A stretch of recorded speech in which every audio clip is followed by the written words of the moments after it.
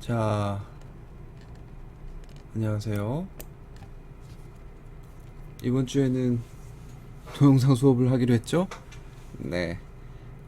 추석이 이제 며칠 안 남아서 오늘은 동영상 수업을 하고, 다음 주 수업은 물론 추석 연휴긴 하지만, 그래도 제가 동영상을 찍어서 올려놓을게요. 여러분들 시간 될 때 봤으면 좋겠고요. 2주간은 우리 동영상 수업을 하고, 그 다음 주는 또 다시 만나서 하고 이런 식으로 진행을 하도록 했습니다. 자, 지난 시간까지 우리 했던 게 문제 해결의 방법에 대해서 얘기를 했어요. 그러니까 기본적으로 컨설턴트들이 갖추고 있는 그런 기본적인 툴들 또는 접근 방법들, 이런 거에 대해서 우리가 얘기를 나눠봤죠. 이 페이지는 제가 첫 시간에 여러분들하고 인트로덕션이기 때문에 이거부터 먼저 하겠습니다 라고 해서 설명한 건데, 지금 오늘 지난주까지 한 것들이 여기에 베이직 툴 프레임워크에 관련된 거가 되겠고요. 제안하고 프로젝트 수행, 요거는 이제 차차 진행하면서 얘기를 해볼게요. 제안서 쓰는 방법 또는 프로젝트 수행할 때 최종 산출물이 어떻게 되고, 그 예시는 나중에 진행하면서 얘기를 해보도록 하겠습니다. 경영 전략에 대해서 제가 설명을 쭉 했고요. 기억이 날지 모르겠지만 여기까지 했어요. 그래서 기본적인 툴과 프레임워크 오늘 덧붙여서 할 텐데, 그 안에는 외부 환경 분석, 내부 역량 분석, 또 경쟁력 분석, 이런 식으로 진행이 되겠죠. 그러니까 큰 틀에서는 외부 환경 분석하고 내부 역량 분석, 이 두 가지라고 볼 수 있는데, 그걸 하는 과정 속에서 3C 분석하고 수업 분석이 되면 그거 가지고 경쟁력 분석이 될 테니까, 그거를 이제 툴들을 여러분들하고 같이 얘기를 하려고 하고 있습니다. 네, 잠깐만. 자,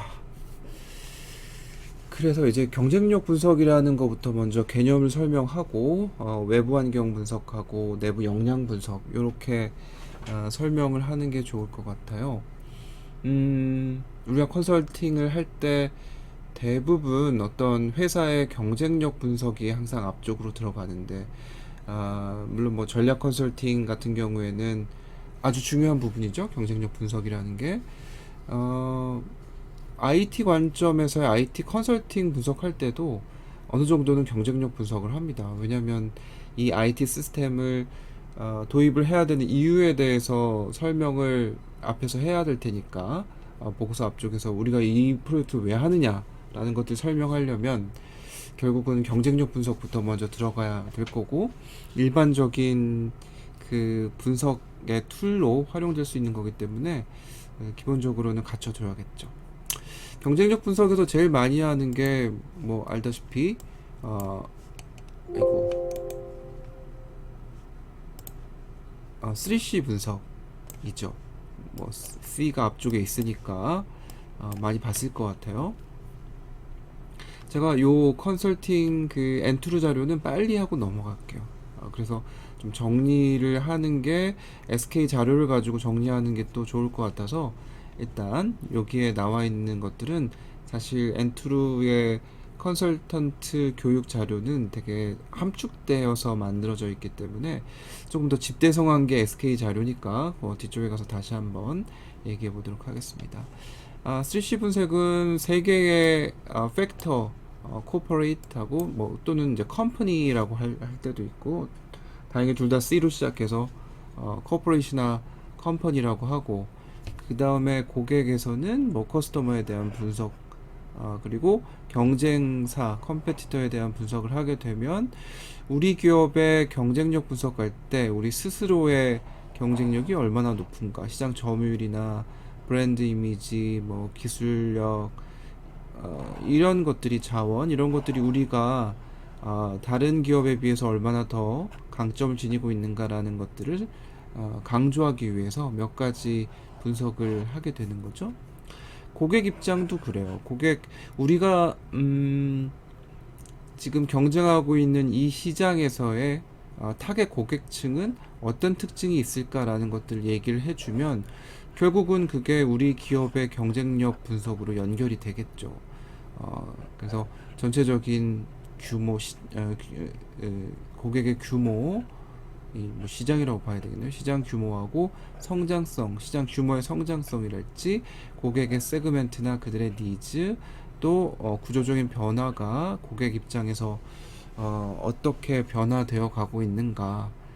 과거에는 돈 많은 그 중년층이 돈을 잘 쓰니까 그런 고객의 아주 중요한 섹터라고 본다면 지금은 아주 돈 많은 시니어들 많고 또 어린 아이들의 시장, 뭐 부모들이 하나만 키우기 때문에 더 많은 지출을 아이들한테 한다라는 거죠. 그런 구조적인 변화가 어떤 게 있을까? 거기에 맞춰서 우리 기업은 또 어느 정도의 경쟁력이 있는가라는 걸 분석해 줄 수 있겠고, 그 다음에 경쟁사 분석, 경쟁사가 얼마나 잘하고 있는지, 과점도 뭐 이것만 있는 건 아니지만 몇 개의 기업이 과점을 하고 있는 또는 독점하고 있는 시장인가, 진입 장벽이라고 해야 되겠지?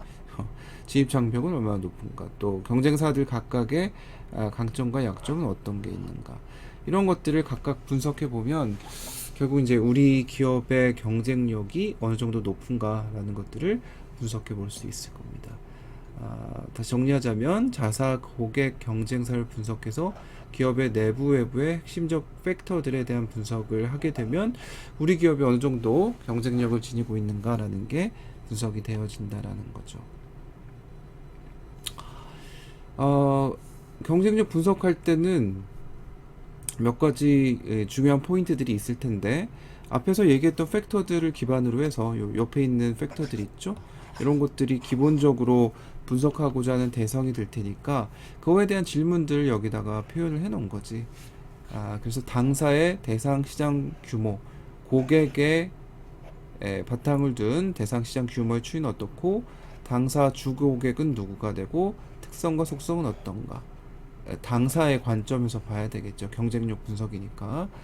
자사는 주요 제품 서비스의 업적에 의한 공헌도, 어느 정도 매출이나 이익에 주요 제품이나 서비스가 공헌하고 있는가, 당사의 사업 운영 흐름이나 조직 체제는 잘 조직이 갖춰져 있는가, 당사의 정량화되어 파악할 수 있는 강점은 어떤 게 있는가, 뭐 정량할 수 있는 재무적인 자료들이 있을 거고, 또는 뭐 기술 자료로 한다라고 하면 뭐 특허 자료나 이런 것들이 어느 정도 정량화될 수 있는 데이터이기 때문에 어느 정도의 기술력과 또는 시장 점유율을 가지고 있는가라는 거가 그 코퍼릿의 경쟁력을 분석하는 요소가 되겠죠.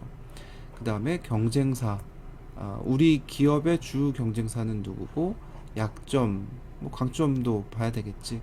강점, 약점은 어떤 게 있고, 또 모델이 되는 선진 기업의 성공 요인은 무엇이며 당사에 주는 의미는 뭐냐. 그러니까 벤치마킹에 대한 얘기겠죠. 벤치마킹. BP를 베스트 프랙티스가 될 수 있는 경쟁사들을 보고 벤치마킹을 할 수 있도록 분석해 줄 수 있을 겁니다. 또 거기에 FAW라는 요거를 분석해 본다면 조금 뭐랄까요, 이렇게 되면 이제 3C 분석이라는 게 한계가 있을 수 있을 테니까 이런 외부 영향 분석 같은 것들을, 환경 분석을 집어넣게 되면 조금 더 경쟁력 분석의 퀄리티를 높일 수는 있겠죠.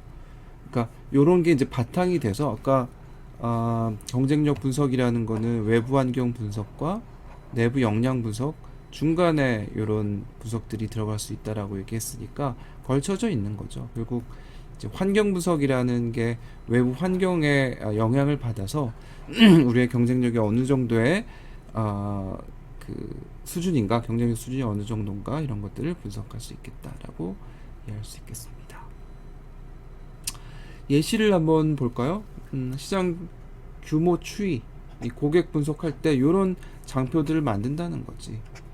아주 고전적인 그런 그래프라고 볼 수가 있겠는데, 여기 FAW라는 거는 외부 환경 요소들이 어떤 이벤트가 일어나서 우리의 변곡점이라 얘기할 수 있을지 모르겠지만, 변화의 양상이 일어난 게 어떤 거에 의해서 이런 변화가 일어났다라는 거를 정보를 주고 있는 거죠. 그래서 매출에 대해서 연도별로 어느 정도의 매출에 추이가 있는가라는 것들이 이렇게 그림을 제품별로, 제품 A, B, C 혹은 뭐 지역 A, B, C, 고객 A, B, C 별로 시장 규모가 어떻게 바뀌고 있는가라는 거를 보여주는 게 고객의 분석이고요. 그 다음에 고객별 시장 규모도 역시 이제 이건 그러니까 뭐랄까 비주얼라이제이션 하는 방식이 좀 다른 거죠. 고객의 세그멘트가 전체적으로 어떤 비율을 가지고 있는가라는 것들을 보고, 그러면 이거는 전체 고객에 대한 일반적인 얘기니까 우리 자사는 고객의 비중이 어떻게 되고 있는가, 그러니까 얘네들 시장 전체에 대한 고객별 세그멘테이션이라고 볼 수 있겠고요. 얘네들은 우리 자사의 비율이 어떻게 되는지를 보면 우리는 어떤 고객에 조금 더 초점을 맞추고 있겠구나라는 것들이 기업에 대한 고객 분석에서 나올 수 있겠다라는 거고요. 그 다음에 얘네들도 고객별 특성을 얘기할 때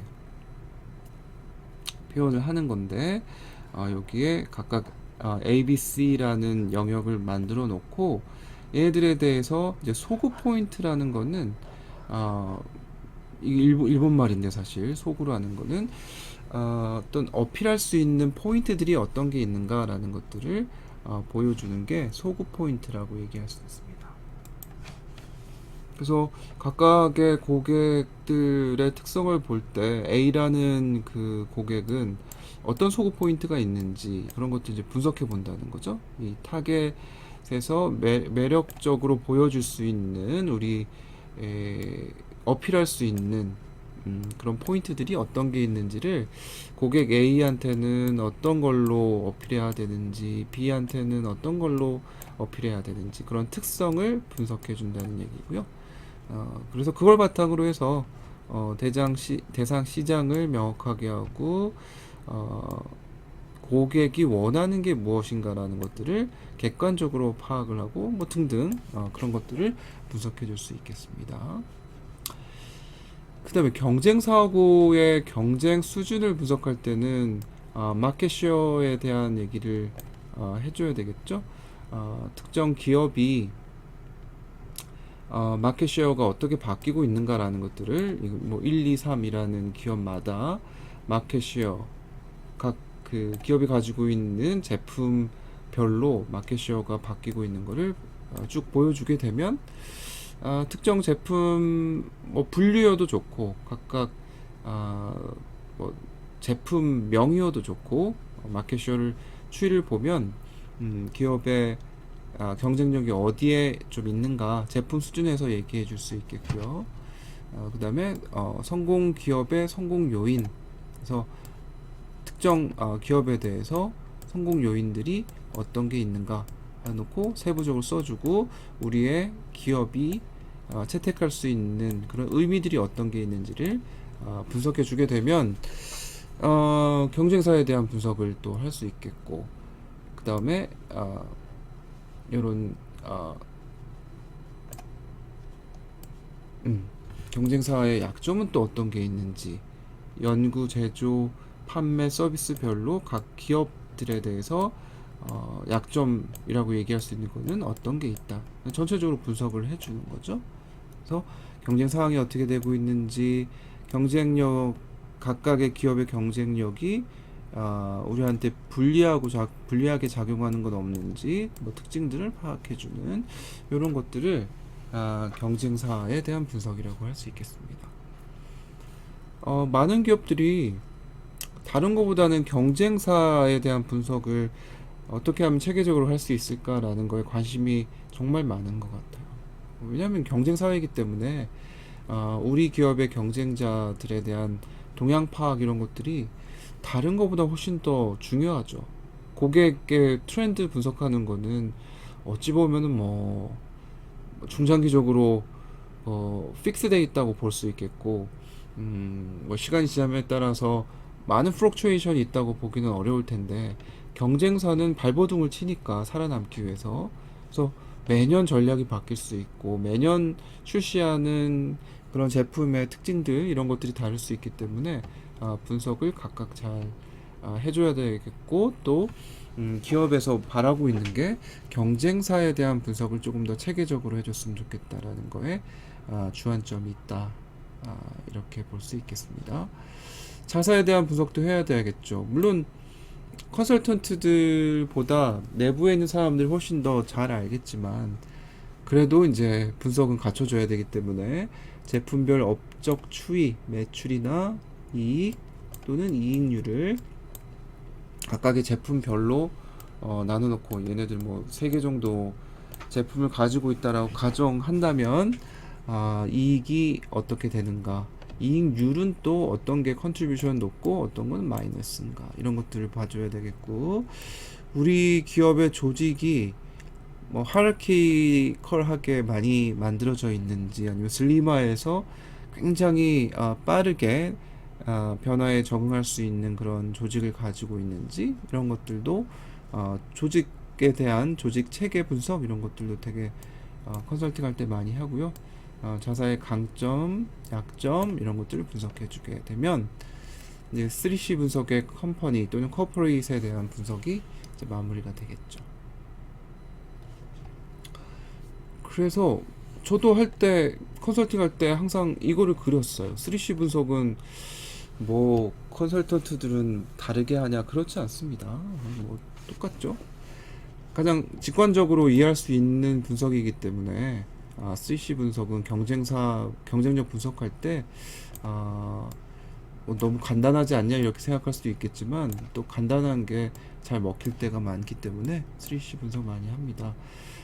우리 기업의 특징들을 분석해주고, 그 다음에 고객, 선진 쇼핑 시장 고객층의 지속적인 성장을 하고 있다라는 메시지를 전달하는 거고, 경쟁사들, 군소업체가 엄청 너무 많이 홈쇼핑계에 난립하고 있다, 대형 유통 전문 업체가 추가로 들어올 그런 위험 요인들이 있다, 이런 것들을 이제 분석을 해주고, 거기에 외부 환경을 헤비하게 하지 않는 경우에는 3C 분석할 때 살짝 끼워 넣게 되는 거죠.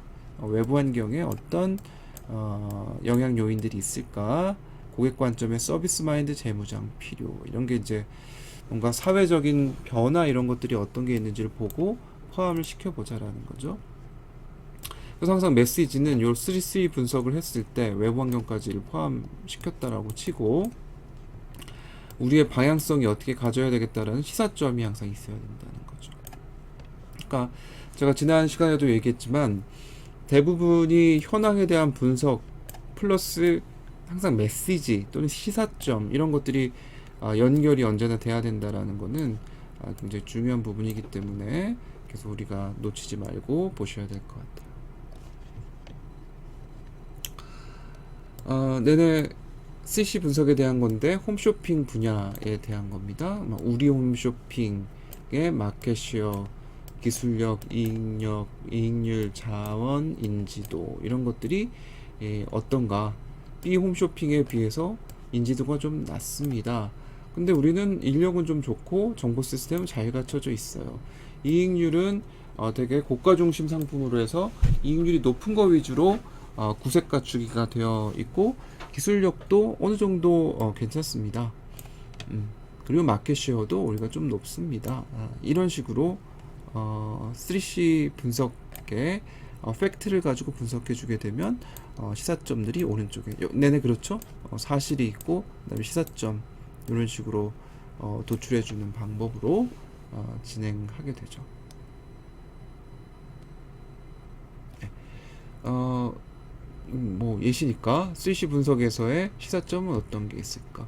항상 이런 그래프나 다이어그램을 이용하는 게 좋아요. 왜냐면은 시각적으로 어떤 상황이다라는 것들을 보여주기 위해서는 이런 차트 같은 것들을 표현을 해주고 이게 지금 어떤 상태에 있다라는 것들을 제시해 줄 수 있기 때문에 딱 봐도 성장성이 굉장히 높아 보이죠? 높은 연간 성장성을 보이고 있다라는 거를 그림에서 딱 봐가지고 직관적으로 표현할 수 있도록 만들어주는 거고, 그렇게 된 이유가 시장 구조의 변화, 20대 고객 비율이 상승되고 있고 재구매율도 되게 높다.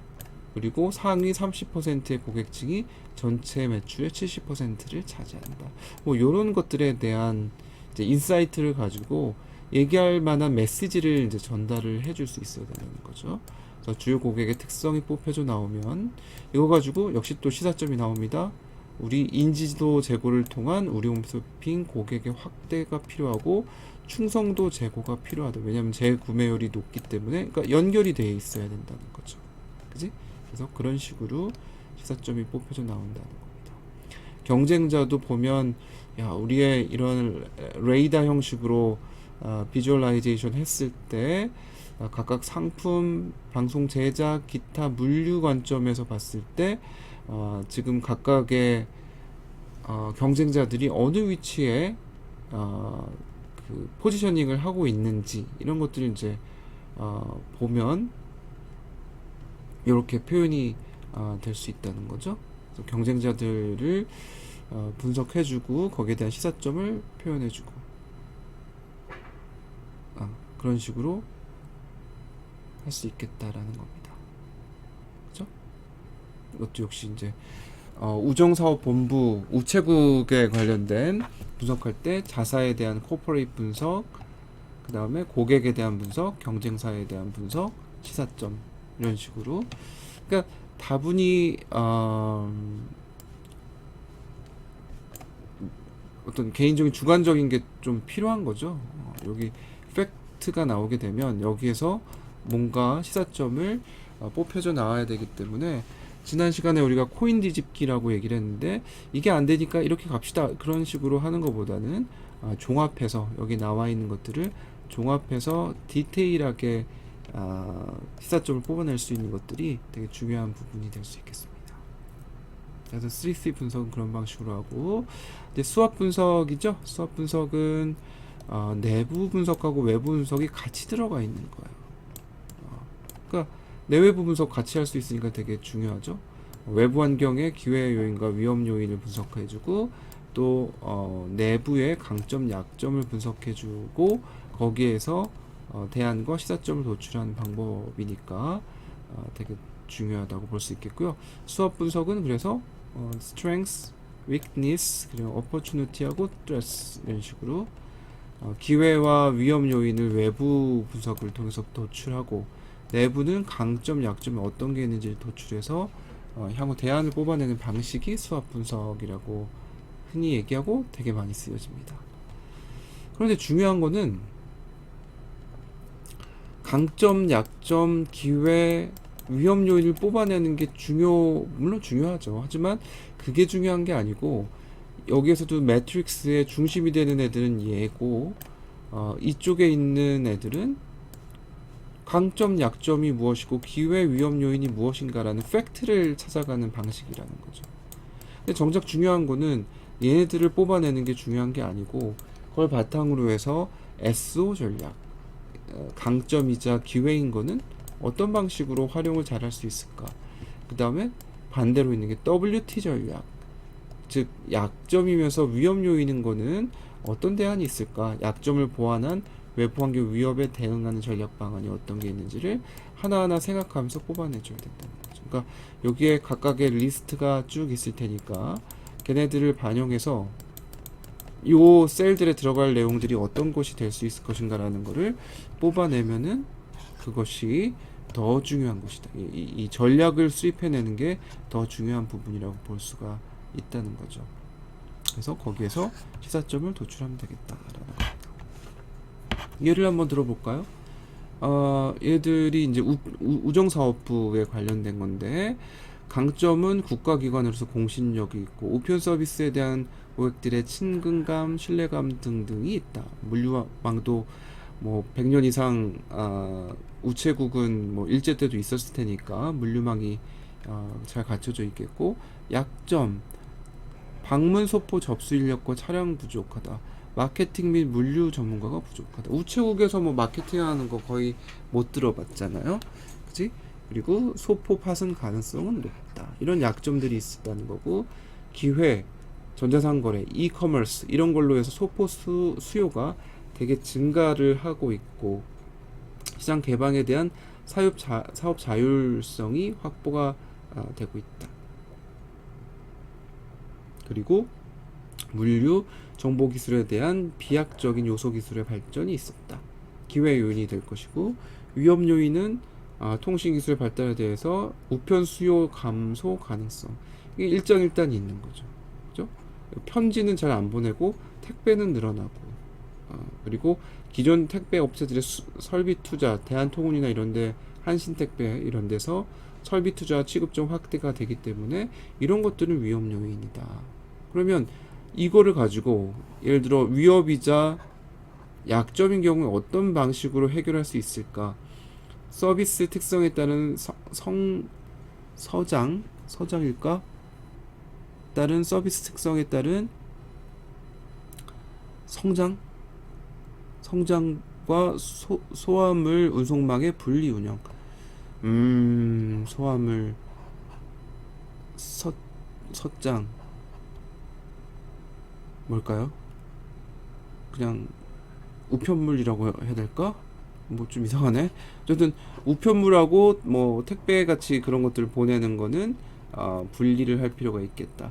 이미 확보하고 있는 우편 물류 운영을 효율화해서 시장 경쟁력을 강화를 해줘야 되겠다. 지금 우리 쪽에서 우편 물류는 어느 정도 있지만, 확보되어 있지만 얘네들이 지금 효율성이나 이런 것들이 부족하기 때문에 이런 위험 요인들을 그리고 또 약한 점을 어떤 식으로 강화시켜서 이 문제를 해결할 수 있을까라는 것들이 보여진다는 거고요. 그 다음에 강점과 기회 요인을 되살피면 우편망을 기반해서 택배 시장에 적극적으로 진출하자. 기회이자 또 얘들의 강점, 물류망이란 걸 이용하겠다라는 거니까 전략들을 이런 식으로 상세화시키는 것들. 그러니까 컨설턴트들이 할 일은 사실, 물론 이것도 해야 되겠죠. 리스트업을 해서 강점, 약점과 기회, 위험 요인을 뽑아내는 게 중요하겠지만, 훨씬 더 중요한 거는 요 셀에 들어간 전략들이 뽑혀져 나오도록 하는 것이다 라고 할 수 있겠습니다. 자, 그 다음에 외부 환경 분석을 봅시다. 외부 환경 분석은 되게 뭐 여러 가지 용어로 외부 환경 분석하는 게 있는데, FAW는 컨설팅 업계에서 많이 쓰는 거고, 우리가 일반적으로 많이 쓰는 거는 스티프 분석 또는 뭐 패스트 분석 뭐 이런 식으로 하죠.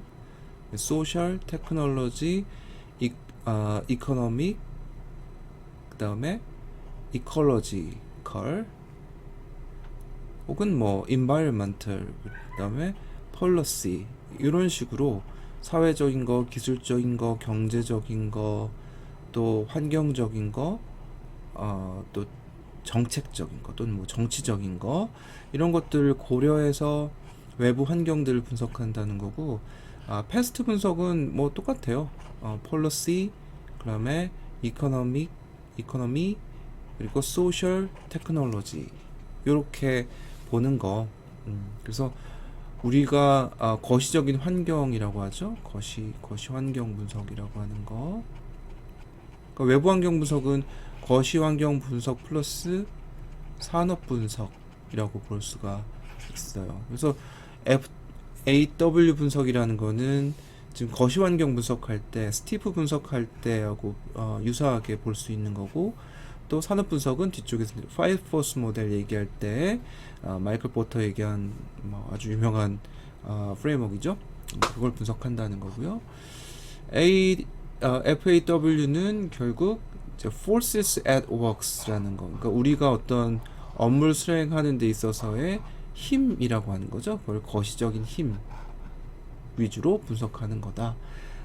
그러기 위해서는 경제, 시장, 규제, 국제 관계, 여기서는 스티프 분석은 되게 명확한 그 프레임워크로 스티프 분석을 하는데, 여기는 이제 경제, 시장, 규제라는 것도 뭐 펄러틱스하고 뭐 또는 펄러시하고도 연결이 돼 있긴 하지만 조금 뭐 명확하게 연결돼 있지는 않죠. 국제 관계도 또 그렇고. 어쨌든 얘는 force를 보는 거예요. 우리의 업무를 수행하는 데 있어서 영향을 주는 힘이 어떤 게 있는가라는 걸 쭉 나열을 해놓고 분석하는데, 대부분 요런 네 가지 정도 비즈니스에 영향을 주는 핵심적인 요소로 요 네 가지를 보고 분석해 준다라는 거죠. 예를 들면 이제 국제 수지와 환율과의 관계, 그러니까 환율이라는, 그러니까 경제적인 관점을 보는 거죠. 외부 환경 분석은 환율 같은 것들은 기업이 컨트롤할 수 없는 거기 때문에 그래서 이제 우리가 컨트롤할 수 없는 그런 요소들이 어떤 영향을 줄 수 있을 것인가라는 것들을 보는 거죠. 그래서 여기에 되게 오래된 자료인데 80년대 쓰는 자료인가? 뭐 변동 환율제에 의해서 어떤 힘이 주어지고, 그러니까 FAW라는 거는 이런 force가 어느 위치에서 작용을 하는가라는 걸 보고 얘네들이 변화를 주게 된다라는 관점이기 때문에 그래서 그런 영향을 주는 요인들이 어떤 게 있는가라는 걸 보는 거고, 그 영향을 주는 요소들 중에 이런 경제, 규제, 국제 관계, 시장 이런 것들이 영향을 좀 많이 주는 겁니다라고 보는 거죠. 그러니까 스티프 분석은 전반적인 거시환경 분석에 대해서 보는 거고, FAW는 어떤 영향을 주는 요인들, 걔네들이 어떤 영향을 줬는가라는 거를 임팩트 있게 보는 게 FAW 분석이라고 보는 겁니다. 컨설팅 분석할 때는 FAW를 조금 더 많이 볼 수 있겠죠. 왜냐하면 이제 컨설팅에서 말을 만들어내야 되기 때문에 주요 이벤트가 어디에서 어떤 것들이 발생해서 이런 변곡점을 주어지게 됐는가라는 것들을 할 수 있으면은 좋은 분석 툴이라고 볼 수가 있겠죠. 그 다음에 노동쟁의 건수를 봤더니만 민주화의 봄 80년대 좀 늘어났고, 6.29 선언, 여러분들 잘 모르는 거겠지만 6.29 선언 일어나면서 민주화가 불어닥치면서 우리나라의 노동쟁의가 되게 많이 일어났다. 이런 식으로 어떤 이벤트 위주로 해서 문제가 제기되고 그것이 변화를 일으켜내게 되는 것들이 어떤 게 있는지를 제시할 수 있어야지 거기에서 메시지를 얘기할 수 있을 거거든요. 그래서 그런 것들을 뽑아내서 우리의 차트에 제시해주고 시사점을 뽑아내는 것들이 우리가 해야 될 일이다 라고 보는 겁니다.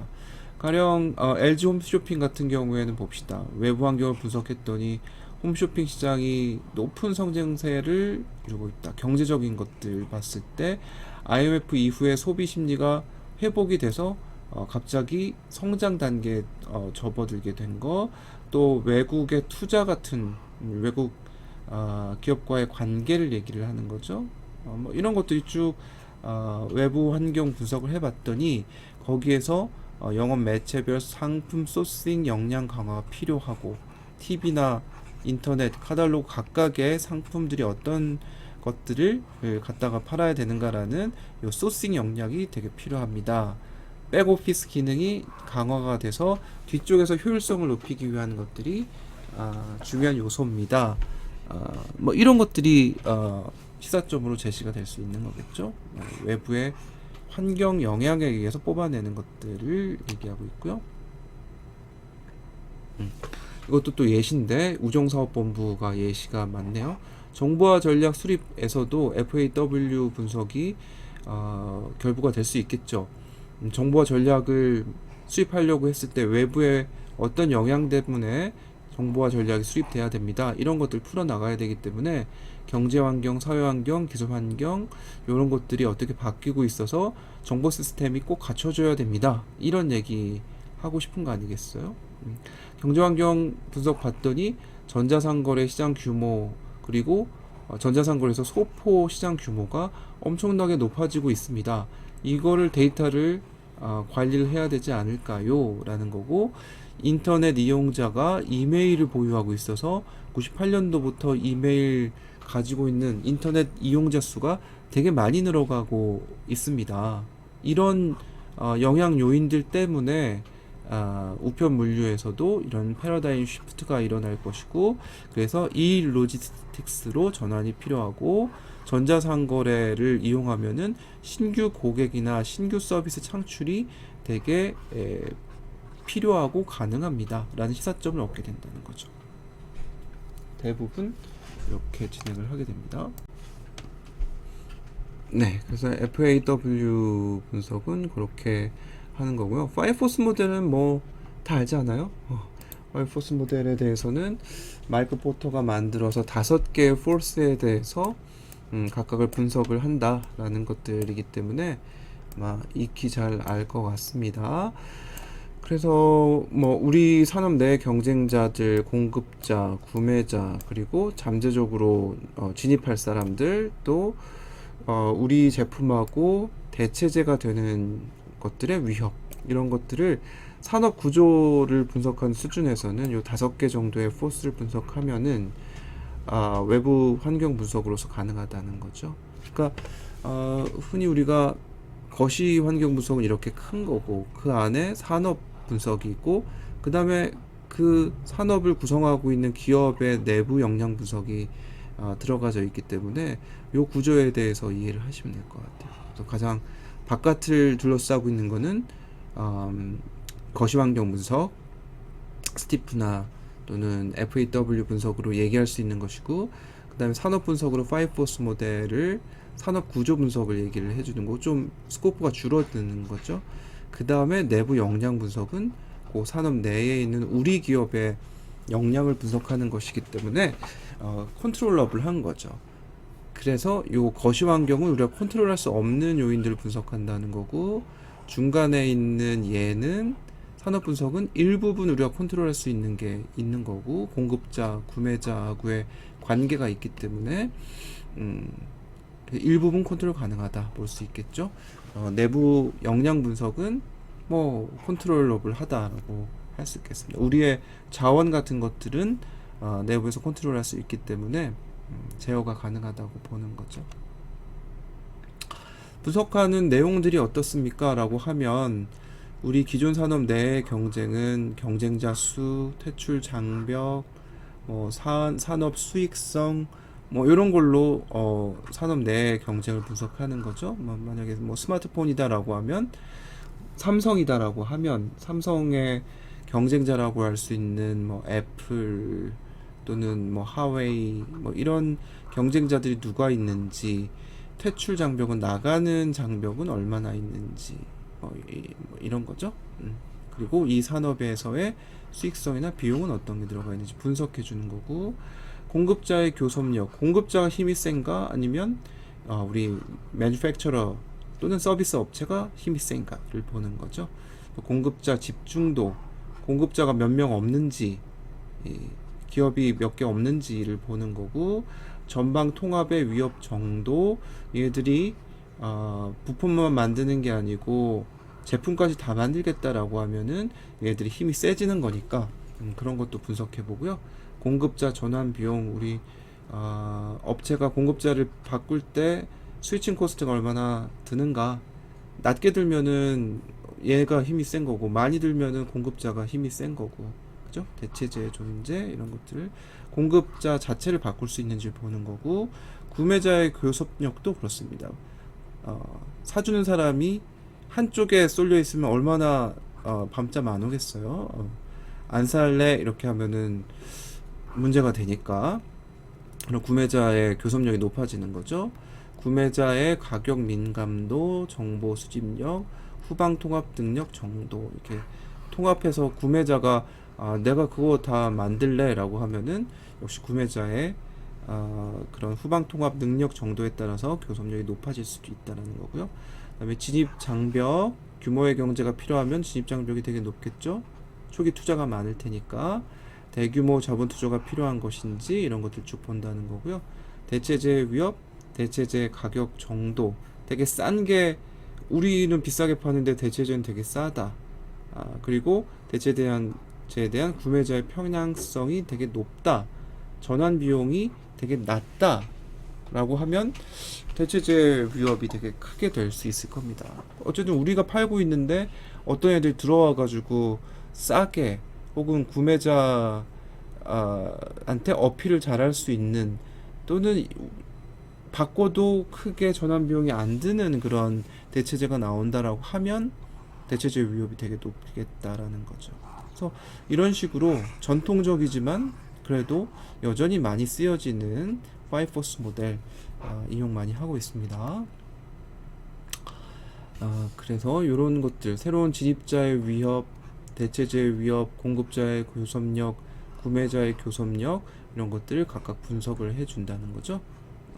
한번 읽어보세요. 비슷한 내용입니다. 예시를 보면 파이포스 모델을 이용해서 건설업체를 한번 분석해보자. 삼성물산, 현대산업, 현대 등 10개의 건설업체가 있다. 경쟁이 굉장히 높다라고 보는 거죠.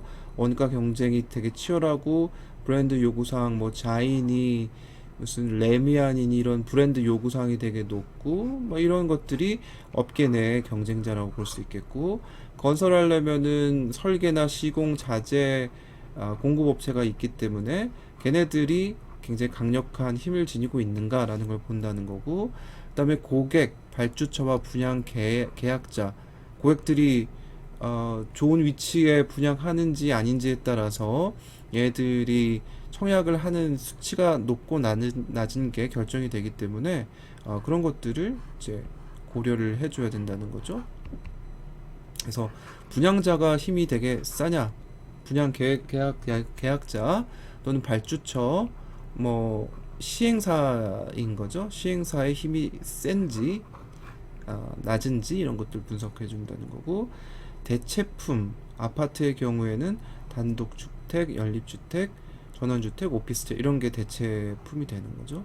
근데 대체품의 존재가 미미하죠. 아파트를 다 선호하니까 그런 시장입니다. 이렇게 얘기하면 되겠고, 신규 진입자, 우리 10대 건설업체 말고 외국에 있는 기업들이 들어온다든지, 설계 전문 업체가 우리도 건설할 거예요 이렇게 들어온다든지, 이런 신규 진입자의 위협이 얼마나 높은가라는 것들을 본다는 거죠. 그래서 건설업체도 인터넷을 이용한 새로운 비즈니스 모델 출현에 대비해야 된다. 이게 이제 2000년대 초에 만들어진 PPT입니다. 인터넷을 활용한 브랜드 이미지 제고가 요구된다. 뭐 등등 이런 것들을 IT 관점에서 파이포스 모델 이용하고 시사점 뽑아내는 것이기 때문에 IT가 좀 많이 들어가 있습니다. 시사점에.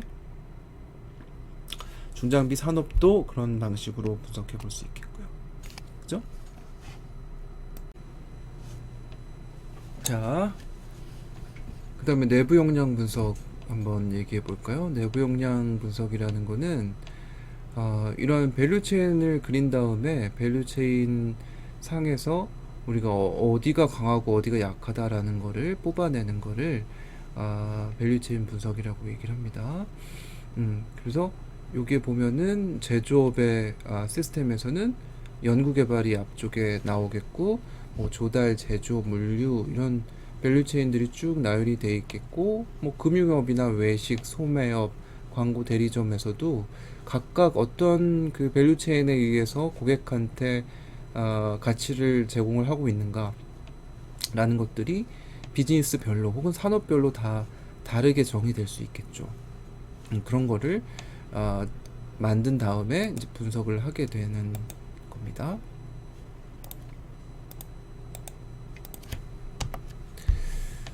비즈니스 시스템이라는 건 뭐라고 얘기할 수 있을까? 한번 읽어볼까요?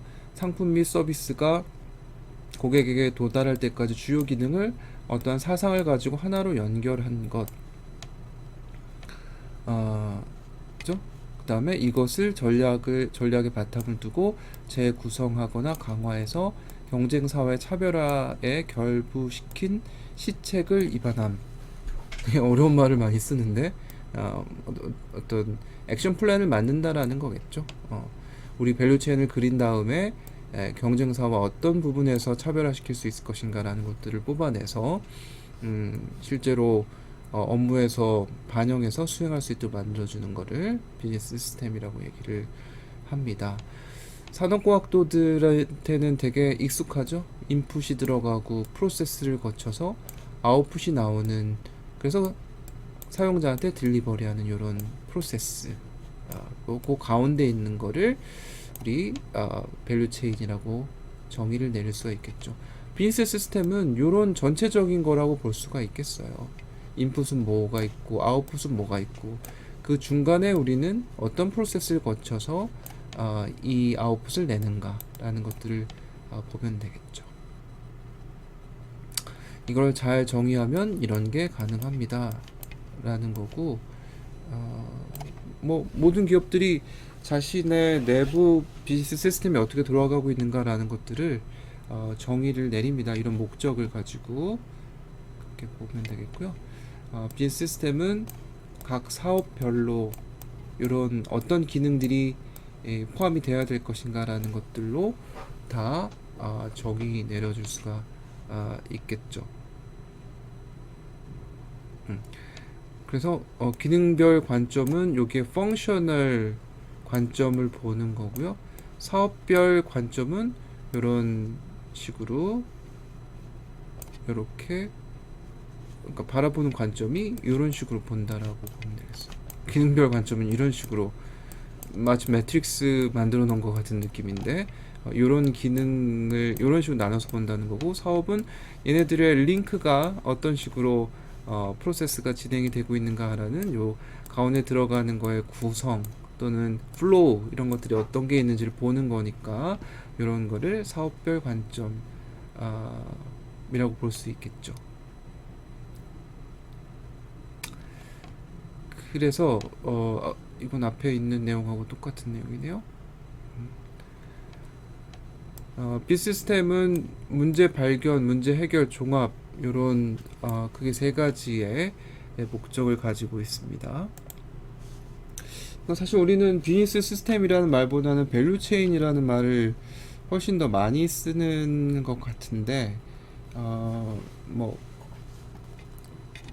밸류 체인이라는 건요 비시스템을 조금 더 체계화해서 만든 어떤 프레임워크라고 얘기할 수 있으니까, 큰 의미에서 비즈니스 시스템하고 밸류 체인은 비슷한 얘기다 이렇게 생각해도 무방할 것 같습니다. 그렇지만 이제 비즈니스 시스템이라고 얘기하면 좀 하이 레벨에서 얘기하는 느낌이고, 또 밸류 체인은 좀 가운데 있는 프로세스 중점으로 보는 것이기 때문에 전반적인 거를 다 보겠다라고 하면은 비즈니스 시스템이 좀 더 맞는 거다라고 볼 수가 있죠. 비즈니스 시스템을 그 정의하는 이유, 목적은 문제를 빠짐없이 발견하기 위해서 한다라는 거고, 문제 해결을 위해서 비즈니스 시스템을 정의하고 거기에서 분석을 하게 된다는 거고요. 그 다음에 해결책이 잘 나왔는가, 우리 프로세스하고 또 비즈니스 시스템 관점에서 해결책이 잘 나와줬는가라는 걸 체크하기 위해서 비즈니스 시스템을 정의를 내리고 있습니다. 자, 그래서 요거를 우린 비즈니스 시스템이라고 얘기하지만 사실은 이제 밸류 체인이라는 말도 똑같이 쓸 수 있는 거기 때문에, 그래서 좀 헷갈릴 수는 있겠지만 요 자체가 비즈니스 시스템이다라고 생각해도 상관이 없어요. 통신 단말기의 비즈니스 시스템을 보면 이 단말기를 개발하는 과정은 연구 개발, 상품 기획, 생산, 광고 선전, 판매, 공사, 인프라스트럭처도 통신 단말기가 워킹하려면 공사를 해줘야 될 테니까, 그 다음에 그 이후에 서비스 하는 것까지를 프로세스로 보는 거죠. 물론 이제 연구개발부터 정말 시작되는 게 맞느냐라는 것들은 기업마다 다르겠죠. 어떤 기업은 연구개발이라는 게 앞쪽에 있는 경우도 있고, 어떤 경우에는 상품 기획이라는 게 맨 앞에 있을 수도 있겠고, 하지만 이제 전체적인 그 비즈니스 시스템에서 봤을 때는 연구개발이 맨 앞에 있는 게 조금 더 자연스럽다라고 얘기할 수 있겠습니다. 비즈니스 시스템 자체를 정의할 때는 이렇게 되고, 프로세스를 정의할 때는 조금 다르게 할 수는 있겠죠. 상품 기획을 먼저 하고, 그 다음에 거기에서 연구 개발 결과물들이 여기에 활용될 수 있는지를 보고 뭐 생산, 광고 선전 이런 식으로 넘어가는 프로세스를 거칠 수도 있겠지만 전반적인 시스템 관점에서 봤을 때는 연구개발이라는 게 바탕이 돼서 그걸 가지고 상품 기획에 활용하는 건 맞기 때문에 밸류체인 상에서는 연구개발이 앞쪽에 있는 게 조금 더 맞다고 볼 수 있겠어요. 이런 식으로 비즈니스 시스템을 정의할 수 있겠다라는 거고요. 자사가 실시하고 있는 부분은 어딘가라는 것들을 또 표시도 해주고 이렇게 합니다.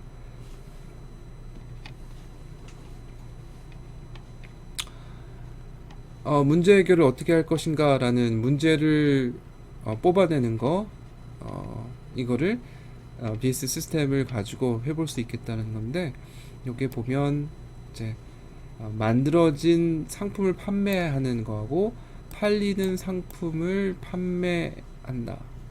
그러니까 이미 이제 만들어져 있는 거를 개발하고 제조, 판매하는 그런 관점에서 밸류체인 또는 비즈니스 시스템이 정의되어 있는 거고요.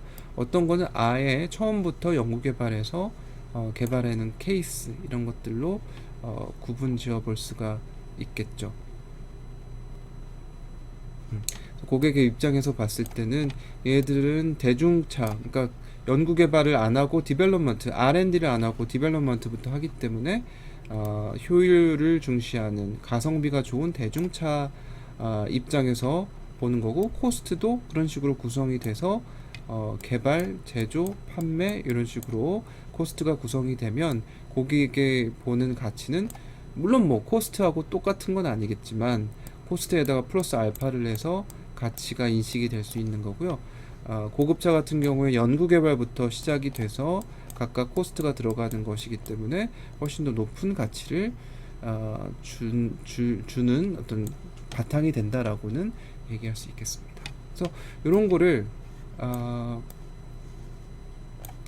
분석해 보고 비즈니스 시스템에서 보고 우리는 어떤 방향으로 갈 것인가 라는 것들이 방향성을 제시해 줄 수가 있겠죠. 우리는 우리의 비즈니스 시스템이 있으면 요게 재설계를 할 것인지 아니면 새롭게 설계를 할 건지 아니면 특정 요소만 시정을 해줄 것인지, 그러니까 전반적으로 재설계할 건가 아예 새롭게 만들 건가 아니면 특정 요소들을 에서의 문제를 해결할 것인가, 이런 식으로 이제 컨설팅 할 때 그런 방식으로 해줄 겁니다. 개선은 비즈니스 시스템의 특정 요소만 시정을 한다, 더 잘하는 것들을 얘기하는 거고요. 경쟁사하고 갭 분석 또는 우리의 목표치를 수정해 주는 거, 특정 결함을 시정해 주는 거, 이런 것들을 우리가 해결하고자 하는 목적이 될 것이고, 그거를 여러 가지 방안에 의해서 개선을 해주는 방식으로, 그러니까 비즈니스 시스템이 있으면 이 일부분의 문제를 어떻게 해결할 수 있을 것인가, 각각의 문제를 단계별로 제시하고 그 문제를 해결하는 과정으로 진행을 할 수 있을 겁니다. 재설계는 시스템 전체에 걸쳐서 기존 시스템을 시정해 주는 거, 기존 시스템에 대한 도전, 경쟁 원리가 변경이 됐다, 우리의 지금 비즈니스 시스템으로는 안 되겠다, 내연기관차를 가지고 경쟁을 하던 거는 이제는 안 되겠다, 지금 아예 바꿀 수는 없겠지만 전체에 걸쳐서 기존 시스템을 바꿔야 되는 목적이 있을 수 있겠다라는 거죠. 뭐 밸런스 악보나 전략 목적에 적합하지 않은 것들에 대해서 시정해주는 그런 시스템 설계가 될 수 있겠고, 아예 원래 없는 거를 시스템을 만드는 것들을 얘기해 줄 수 있을 겁니다. 뭐 아마존이나 뭐 이런 데는 새롭게 기존에 없는 오프라인 매장이던 거를 온라인 매장으로 만들어서 시스템을 새롭게 만드는 것이기 때문에 이거는 선구자로서 디자인을 해주는 거, 또 후발 업체인데 신규 시장에 들어갈 때 우리 기업 입장에서는 새로운 비즈니스 시스템을 만들어야 되기 때문에 그런 목적으로 신규 설계를 해주는 거죠. 그걸 할 때 고객 지향적으로 이런 설계를 해줘야 되겠다, 시스템 구축을 해줘야 되겠다라는 거는 제가 한번 읽어보시고요. 이것도 한번 좀 보시면 될 것 같아요. 그래서 우리가 다루고 있는 시장을 세그멘테이션해서 각각의 세그멘테이션의 비즈니스 프로세스를 어떻게 가져갈 것인가. 뭐 스마트폰이다라고 하면 시니어 대상이 되는 세그멘트에 대해서는 어떤 비즈니스 시스템을 가져가고 또 뭐 비즈니스맨 혹은 뭐 어린 아이들 키즈폰 이런 데는 어떻게 얘네들을 시스템으로 가져갈 것인가라는 것들이 각각 이제 달라질 필요가 있다라는 거죠. 세그멘트마다 비즈니스 시스템을 어떻게 설계할 것인가라는 것들을 보는 거고요. 일단 한번 보십시오. 그 과정에서 밸류 체인이라는 게 이제 비시스템을 설계하는 아주 일반적인 방식이다라는 얘기인데요. 포터 교수가 정교한 분석 틀을 가지고 주 활동하고 지원 활동으로 나눠서 비용과 가치 창출 요인을 분석하는 거, 혹은 뭐 각각의 단계에서 문제가 있다라고 하면 그 문제를 분석해주고 해결책을 제시해줄 수 있도록 만들어주는 툴이라고 얘기할 수 있겠죠. 밑에 있는 게 주 활동이고요. 위에 있는 게 서포티브 활동들, 액티비티들, 지원 활동들이고, 대부분의 그 주요 프라이머리 액티비티에서는 입고, 그죠? 공급자한테 들어오는 거, 그다음에 오퍼레이션 해주는 거 다 만들었으면 출고해주고, 마케팅 판매해주고, 애프터 세일즈 서비스 같은 것들, 이게 사실은 기업이 주요한 업무로 가져가는 것이고 거기에서 마진이 발생하겠고요. 지원 활동으로 이런 일들을 주 활동을 지원하는 활동으로 기술 개발도 있고 인적 자원 관리, 인프라스트럭처 해주는 것, 또 조달 해주는 거, 이런 것들이 지원 활동으로 들어가게 되는 겁니다. 그래서 모든 기업들의 밸류 체인을 이런 틀 안에서 분석을 해주는 그런 활동들을 많이 하고 있죠. 컨설팅 할 때 밸류 체인 분석 되게 많이 합니다. 내부 역량 분석할 때.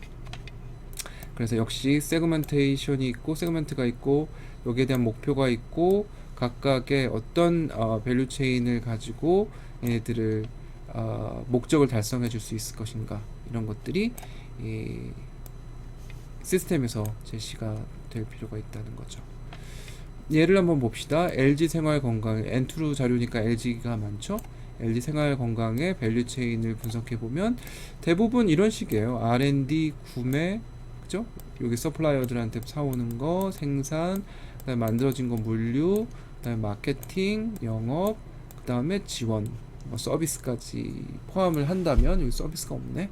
이건 내부의 업무 지원이게 될 텐데, LG 생활 건강에서는 이런 프로세스를 갖추고 있다는 거죠.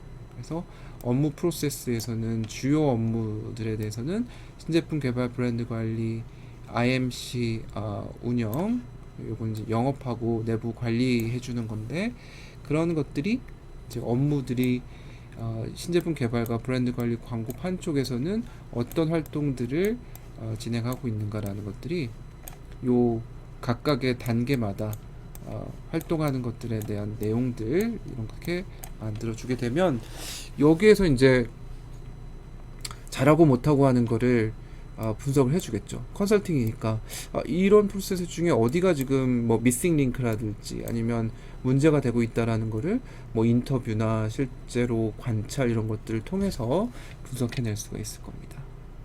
이런 것들이 업무 활동, 뭐 목표, 지표, KPI라고 얘기하는 거죠. 퍼포먼스, 키 퍼포먼스 인덱스 이런 것들 만들어 가지고 제대로 관리하고 있는지를 성과를 측정해 주는 거죠.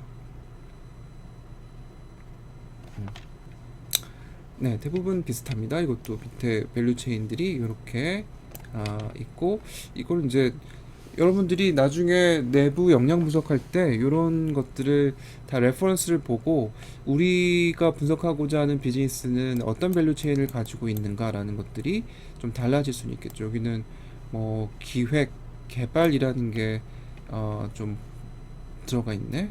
나머지는 비슷하고요. 그죠? 주문 관리라는 게 앞에서 없던 게 좀 들어가긴 했지만 거의 뭐 다르지 않습니다. 비슷하고요. 그걸 통해서 이제 코어 컴피턴스 분석을 해줘야 될 것 같아요. 핵심 역량이 우리는 어떤 것이 있을까? 밸류 체인들이 쭉 나오게 되면 우리 역량들이 다 분석돼서 나오지 않겠어요?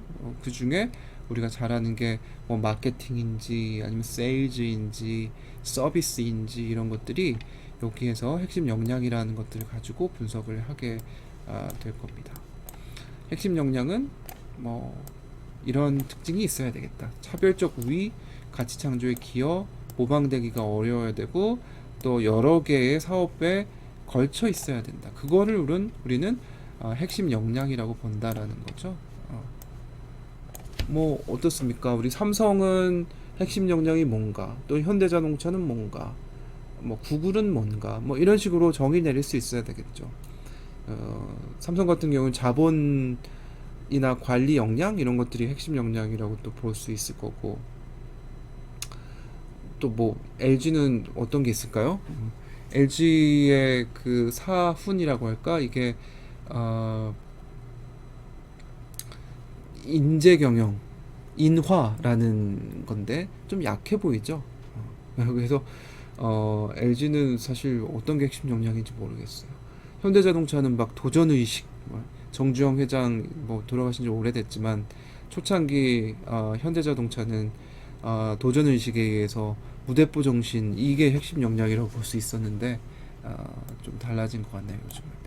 그런 거를 우리는 밸류 체인을 기반으로 해서 뽑아낼 수가 있겠구나 라는 겁니다. 소니는 소형화 기술, 신속한 제품 개발 능력 이런 게 코어 컴피ten스고, 나이키는 뭐 공급망 관리, 내부에서 개발하는 건 없으니까 공급망 관리가 강하고 디자인과 마케팅 잘하고, 월마트는 통합 물류, 공급망 관리, 맥킨지는 컨설팅, 채용과 인력 관리. 컨설팅이라는 거는 거의 뭐 인적 자원을 가지고 해결하는 것이기 때문에 얼마나 좋은 컨설턴트를 뽑느냐 이게 코어 컴피텐스가 될 수 있겠죠. 그런 거를 역량을 우리 밸류 체인으로부터 뽑아낼 겁니다. 아마 맥킨지는 여기에서 인적 자원 관리 뭐 이런 게 핵심 역량이다 이렇게 나오겠죠. 그리고 나이키 같은 경우에는 뭐 디자인이라고 하면은 오퍼레이션에 들어가야 되나? 또는 마케팅 뭐 이런 게 강점입니다. 이런 거 분석하려면 밸류 체인이라는 게 아주 상세하게 브레이크다운 돼서 나와줘야 되겠죠. 그래서 그런 것들을 많이 하고요. 여기 자원, 역량 이런 것들을 여기다가 전략적 중요도, 상대적 강점, 다른 기업하고의 상대적 강점을 봤을 때 각각의 역량들이 어디에 속해 있는가라는 걸 보면은 이 핵심 역량 뭐 이런 게 이제 핵심 역량에 들어가겠죠. 전략적으로 중요하면서 다른 기업보다 훨씬 더 강한 그런 것들이 있을 테니까 폭스바겐을 보면 아마 엔지니어링하고 또 뭡니까 마케팅, 공장 설비 이런 게 좀 강합니다. 가 돼야 될 거고, 그런 게 다 밸류 체인에서 나온 거잖아요. 이런 것들이 다 밸류 체인에서 하나하나 발라져서 나온 거다라고 할 수 있겠죠.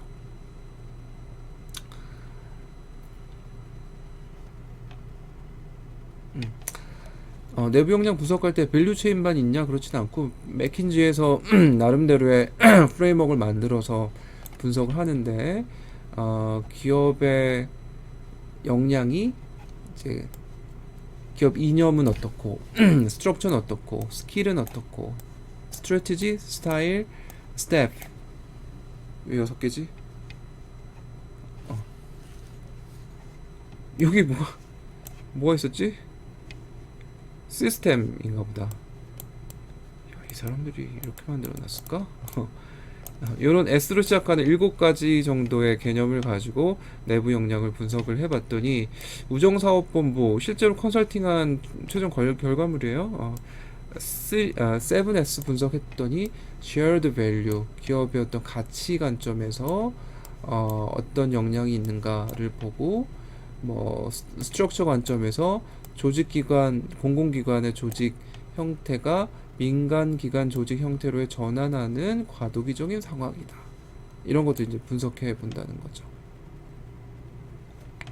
그래서 어떤 역량을 가지고 있는가, 어떤 문제점들이 있는가라는 것들을 보고 그걸 바탕으로 해서 역시 또 오른편에 시사점이 있죠. 얘들 각각 뭘 해야 되겠다라는 것들이 정의돼서 나오는, 사실 7S 분석은 뭐 역량 분석에도 분석을 할 수는 있겠지만 7가지 영역에 대해서 각 조직에 대해서 어떤 특징들이 있는지, 문제는 어떤 게 있는지를 보고 방향성을 정해서 시사점을 도출을 하는 과정이다, 볼 수 있겠습니다.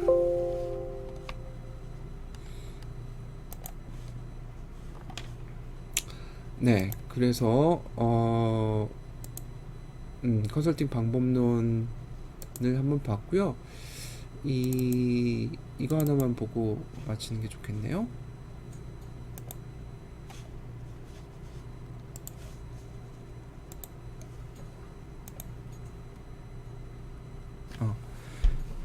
제가 그 회사 갔을 때 두 번째로 한 프로젝트였는데, 이 비즈니스 인덱스를 개발하는 거였어요. 그때만 해도 이 비즈니스가 되게 막 뜨고 있는 시점이어서 각각의 산업에서 어느 정도 이 비즈니스를 도입을 하고 있는가라는 인덱스를 개발하는 그런 프로젝트였고요. 제가 좋아하는 포맷입니다. 여러분들도 나중에 한번 많이 이용해 보세요. 제가 초창기 대학에 와가지고 프로젝트 할 때 나름 이제 컨설턴트를 배웠다고 이 장표를 굉장히 많이 썼는데, 개발 절차는 이렇게 되고 중간 발표할 때 지금 우리가 해야 되는 건 여기까지 가야 되는데 한 여기까지 와 있습니다. 이렇게 해서 뭐 박스 처리하고 이렇게 하면은 재밌죠. 그래서 케빅스라는 거를 인덱스를 개발하는 데 있어서 이런 과정을 통해서 개발하겠습니다. 이런 과정들도 한번 여러분들이 보세요. 프로젝트 진행할 때 어떤 식으로 진행하는가라는 것들을 볼 수 있을 거고, 제가 맡은 게 부동산 및 임대업 요쪽에 케빅스 그 비즈니스 인덱스, 이 비즈니스 인덱스 만드는 거였어요. 그 당시에 뭐 되게 여러 군데를 많이 찾아다녔어요. 이 임대업자들도 좀 찾아보고 개발 시행업자들, 뭐 건설사들 다 찾아다니면서 이 비즈니스 인덱스를 어떻게 만들어야 될 것인가 라는 것들을 되게 많이 돌아다녔죠. 그래서 고해 제가 했던 게 부동산 임대하고 공급업 요쪽에 인덱스 만드는 거였고, 요것도 했다 라는 겁니다.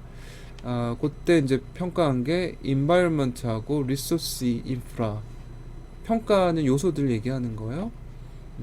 그리고 이제 프로세스 관점에서, 우리는 또 프로세스 전문가들이니까 supply side operation, sell side supportive process, 이런 것들 다 나머지는 뭐 다른 쪽에서 맡았고, 우리 쪽에서 맡은 거는 요거 프로세스에 대해서 프레임워크를 만드는 거다라는 거죠. 그래서 제가 이거 만든 거예요. 여러 군데 다니면서 이 밸류 체인을 만들었는데, 얘들은 서포티브, 그러니까 부수적인 그 지원 프로세스인 거고요. 부동산 개발할 때 일반 지원, 재경, 인사, 기획, 이렇게 프로세스를 만들 수 있고, 그 다음에 오른쪽에 있는 게 이제 주요 메인 프라이머리 액티비티인데, 부동산 공급 기능, 사업 기획하고 부지 만들고 사고 공사 관리하고 만들어지면 임대를 해서 건물 매입이나 건물 관리하고, 각각에는 이런 마케팅하고 입주자 관리가 다 들어 있습니다. 이렇게 이제 제가 만들었죠. 이거 만드는데 되게 고생 많이 했어요. 욕도 많이 먹고 내가 왜 여기 있나 이런 생각을 많이 하긴 했지만, 어쨌든 밸류 체인에 대한 분석을 이런 식으로 했다는 거고, 사업 서비스업 같은 것들도 이렇게 했죠. 그러니까 특정 사업을 하겠다라고 하면은 뭐 어떤 사업 서비스 관점에서 이런 사업을 기획해 주기도 하고, 또는 뭐 구매 대행을 해주기도 하고, 이런 서비스업을 얘기하는데, 거기도 행정이라는 기능이 있고, 또 사업 서비스에서 마케팅, 영업, 구매 서비스, 이게 프라이머리 액티비티다 라는 거를 뭐 자료 조사하고 인터뷰 이런 것들을 통해서 이런 밸류 체인들을 다 정의를 내렸어요. 그래서 사업 서비스, 연구개발 서비스 업체는 이런 것들이 포함이 돼야 될 거고, 그 다음에 정보 시스템을 구축해주는 기업들은 요런 구축 및 운영 기능을 앞에다가 더해주고, 설계 시공이라는 사업 서비스를 가지고 있는 애들은 또 요거를 붙여주면 된다. 이렇게 정의를 내렸죠. 그래서 부동산 공급 기능, 임대 기능에서 서플라이 사이드에서 어떤 액티비티들이 일어나고 있는가, 오퍼레이션, 셀 사이드, 서포티브, 이렇게 해서 각각의 활동들을 쭉 정의를 내렸고요. 사업 서비스도 비슷하게 인터뷰를 쭉 다녀봤더니만 이런 식으로 그 인덱스 스코어 카드 만드는 데 있어서 조언을 해주더라라는 거를 팩트를 하고, 그 다음에 일종의 임플리케이션 반영사항이 어떤 게 있었습니다라고 정리를 해준 거고요. 스코어 카드 개발 작업들을 이런 식으로 해서 스코어 카드를 이렇게 도출했습니다. 리커트 스케일 다 정해서 해줬고, 문항수는 각 영역마다 몇 가지의 문항들을 만들었습니다. 이렇게 해줬고, 이렇게 반영했습니다. 스코어 카드는 알파 버전 만들고 베타 버전을 조금 더 리파인해서 만들었습니다 라는 겁니다. 이렇게 있다는 거죠. 그래서 세부 일정 뭐 WBS 만들어 가지고 이렇게 하고 있어요 라고 해서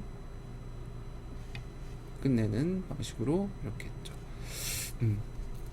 자, 어떠세요? 여러분들도 이제 만약에 컨설팅에 관심 있다라고 하면 이런 것들 만드는 거예요. 뭐 특별한 게 없습니다. 현황 분석하고 선진 사례 분석하고 문헌 조사하고 인터뷰하고 해서 나름대로의 MEC하게 이런 활동들을 이제 정하고, 그죠? 여기 보면 뭐 이런 식으로 각각, 그러니까 서플라이, 셀, 서포티브, 뭐 이런 것들이, 오퍼레이션 이런 것들이 다 MEC하게 만들어져야 되고, 셀 사이드에서도 얘들이 각각의 MEC하게 만들어져서 항목들이 구성이 된다. 이런 식으로 도출을 하는 거다라고 할 수 있겠습니다. 그래서 밸류 체인은 이렇게 얘기를 할 수 있겠고요. 오늘은 이제 요 엔투루 자료를 가지고 컨설팅 할 때 외부 내부 분석하고 또 내부 분석에서는 밸류 체인을 어떤 방식으로 구성을 해 가는가, 특별한 기준은 없어요. 그냥 문헌 조사하고 또 인터뷰 해가지고 어떤 활동들을 합니다라는 것들을 알게 되면 그걸 가지고 열심히 보고 밸류 체인이 나이스하게 그려지는가, 그리고 그 밸류 체인 안에 활동들, 여기 밑에 있는 활동들에 대해서 이제 질문들이 인덱스 만들 때는 각각에 대해서 질문을 만들었는데, 요 각각 단계마다 어떤 활동들을, 대표적인 활동들이 어떤 게 있는가, 이것도 역시 ABC하게 만들어져서 제시할 수 있도록 그런 노동이 컨설팅에서는 굉장히 필요하다 볼 수 있겠습니다. 네, 제가 전반적인 얘기를 했고요. 그거를 이제 바탕으로 다음 시간에는 그 SK 자료를 보면서 조금 더 체계적인 그 프레임워크를 가지고 얘기를 해보도록 하겠습니다. 네, 수고했습니다.